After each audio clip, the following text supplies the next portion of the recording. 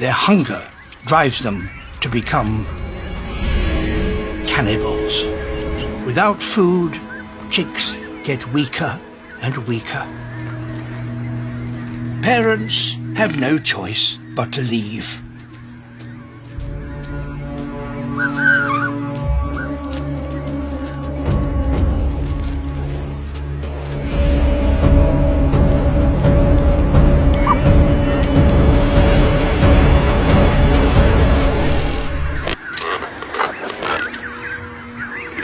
Saved just in the nick of time.